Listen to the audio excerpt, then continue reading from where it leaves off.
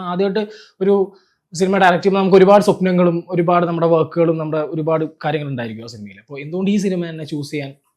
Actually ഞാൻ ആദ്യം സ്വന്തമായി ഡയറക്റ്റ് ചെയ്യണമെന്ന് വെച്ച സിനിമ മെമ്മറീസ് ഓഫ് ജൂൺ എന്ന് പറയുന്ന സിനിമയുടെ പേര്, അത് നമ്മൾ വർക്കിംഗ് ടൈറ്റിലായിട്ട് ഞാൻ തന്നെ തിരക്കഥ എഴുതിയൊരു സിനിമയാണ്. അപ്പൊ അത് ഒരു ത്രില്ലറാണ്. അതൊരു ത്രില്ലറാണ്, inspired from an English movie actually. But ആ സിനിമ ഞാൻ അതിന്റെ ഡയലോഗ്സ് എഴുതാൻ വേണ്ടിയിട്ടാണ് ഇതിന്റെ റൈറ്ററായ ദീപുവിനെ പരിചയപ്പെടുന്നത്.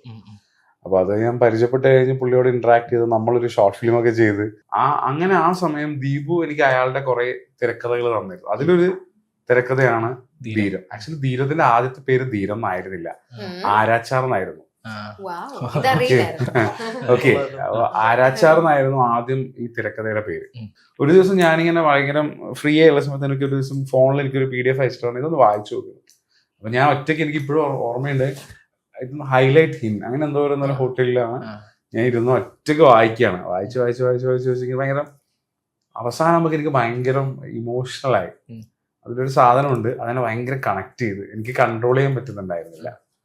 അപ്പൊ ഞാൻ എന്ത് ചെയ്തു വെച്ചാല്, ഞാൻ ഇത് വായിച്ചപ്പോ എനിക്ക് ഇമോഷൻസ് കിട്ടിയല്ലോ, ഞാൻ എൻ്റെ ഒരു സുഹൃത്തിന് ഇത് അയച്ചു കൊടുത്തു, ഒരു ഫ്രണ്ടിന്. അത് ഒരു പെൺകുട്ടിക്ക് അയച്ചു കൊടുത്തത്. കാരണം അവർക്ക് എങ്ങനെയാണ് ഇത് ഫീൽ ചെയ്തത് നോക്കാൻ. അവരിത് വായിച്ചപ്പം അവർക്ക് എന്നാ തിരിച്ചു വിളിച്ചിട്ട് അവർക്ക് സംസാരിക്കാൻ പറ്റുന്നില്ല. എന്നിട്ട് ഇത് ആരെ എഴുതി, എന്ത് ദുഷ്ടന്മാരാണെന്നൊക്കെ അങ്ങനത്തെ ഒരു. അപ്പൊ എനിക്ക് മനസ്സിലായി ഇതിൽ എന്തോ ഒരു, കാരണം എനിക്ക് പോലെ അവർക്കും കിട്ടുന്നുണ്ടെന്നൊരു സാധനം കിട്ടി.